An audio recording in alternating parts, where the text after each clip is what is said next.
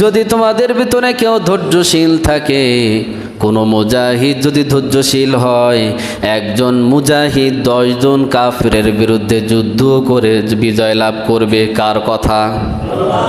আরো জোরে বলতে হবে, কার কথা?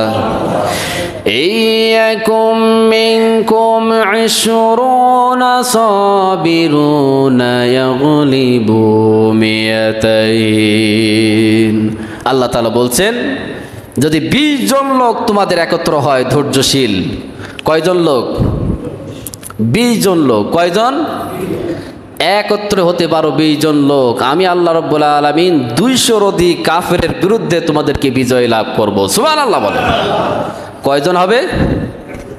20 জন ধৈর্যশীল মুত্তাকি আর 200 জন কাফের। তাহলে 200 জন কাফেরের বিরুদ্ধে লড়বে 20 জন। কয়জন? তাহলে একজন সমান কয়জন হয়? 10 জন হয় নাকি? 200 না? তাহলে একজন সমান কত? 10 জন। তাহলে একজনের গায়ে যে শক্তি, 10 জনের গায়ে যে শক্তি বা কৌশল, একজনের মাথার ভিতরে আল্লাহ তাআলা দিয়ে দিবেন। সুবহানাল্লাহ বলেন।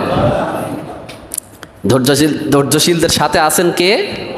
আল্লাহ রাব্বুল আলামিন। সবাই জানি কাহিনী, সব কাহিনী জানি, তারপর একটু আলোচনা করতে হয় অন্তরকে একটু জাগ্রত করার জন্য।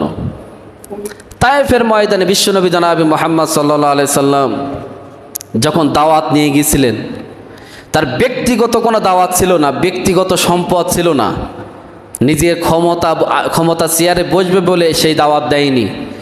দাওয়াত দিয়েছে এই জন্য যে তারা দাওয়াতটা পেয়ে জাহান্নাম থেকে মুক্তি পেয়ে জান্নাত পেতে পারে। জোরে বলেন ঠিক না বেঠিক? কিন্তু তায়েফের ময়দানে তার উপরে এমন অমানবিক আচরণ করা হলো, রক্তে রঞ্জিত করা হলো, রক্ত দিয়ে পায়ের জুতা আটকায় গেল। একবার নয়, দুইবার নয়, 3 বার বিশ্বনবী বেহুশ হয়ে গিয়েছিলেন। সম্মানিত উপস্থিতি, নবীরা তো মাসুম, তাদেরকে কেন মারা হলো? কিয়ামত পর্যন্ত সঠিক ইসলামের দাওয়াত যারা দেবেই, তাদের উপরে জুলুম, নির্যাতন, জেল জরিমানা থাকবে না থাকবে না? থাকবে। বিশ্বনবী জনাবে মুহাম্মদ সাল্লাল্লাহু আলাইহি সাল্লাম তায়েফের ময়দানে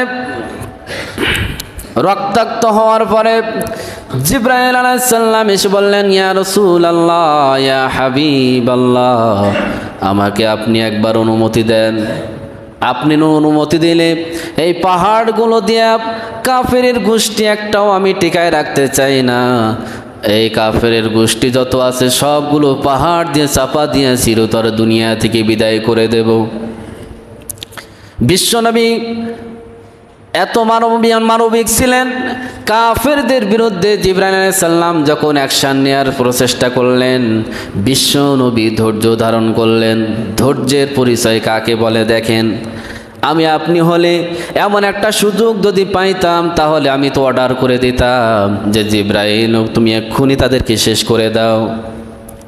কিন্তু বিশ্বনবী বললেন, জিবরাইল, আমি যদি তোমাকে অনুমতি দেই আর পাহাড়গুলো চাপা দিয়ে কাফেরগুলো যদি দুনিয়া থেকে চিরবিদায় করে দাও, একজন কাফের যদি না বাঁচে, কার কাছে নিয়ে যাব? লা ইলাহা ইল্লাল্লাহ, আল্লাহু আকবার। বিশ্বনবী দেখেন কত ধৈর্যের পরিচয় দিয়েছে।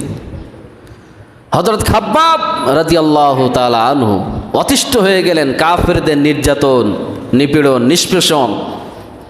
হাদিস শরীফে আসছে, বিশ্বনবী জনাবে মুহাম্মদ সাল্লাল্লাহু আলাইহি সাল্লামের খেদমতে গেলেন, দেখলেন বিশ্বনবী কাবা ঘরের ছায়ায় বিশ্রাম নিচ্ছিলেন।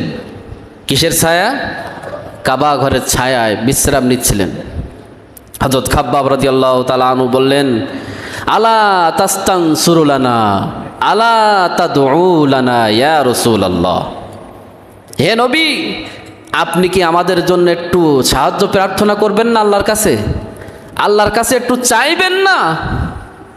আমরা তো মার খেয়ে শেষ হয়ে গেলাম, আমাদেরকে কাফের তো মেরে মেরে শেষ করে দিল। আপনি কি আল্লাহর কাছে একটু চাইবেন না? তার কাছে সাহায্য প্রার্থনা করবেন না?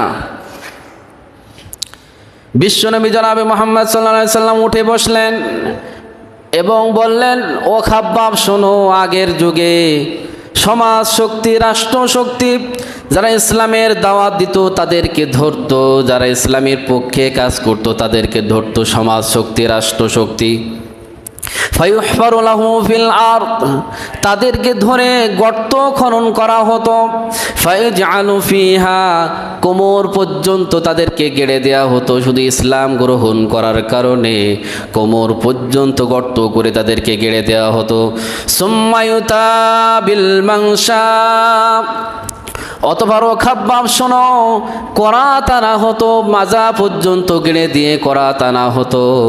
ফায়ুদাউ আলা রাসিহি, অতবার ওই করাতটা তার মাথার উপরে এভাবে রাখা হতো। ফায়ুজআলু নিসফাইন, ও খাব্বাব শোনো, করাত মাথা থেকে পা পর্যন্ত দ্বিখণ্ডিত করে দেওয়া হতো। সুম্মায়াল মায়া সুদ্দুহু যালিকা আন দীনি, ও খাব্বাব শোনো, ওই সময় যাদেরকে মাজা পর্যন্ত গেড়ে দিয়ে মাথার উপরে করাত চালাইয়া দ্বিখণ্ডিত করা হতো, তারা দিনের ব্যাপার থেকে কিঞ্চিত পরিমাণ তারা সরে যায় নাই, ধৈর্য হারা হয় নাই। সবাই বলেন আল্লাহু আকবার।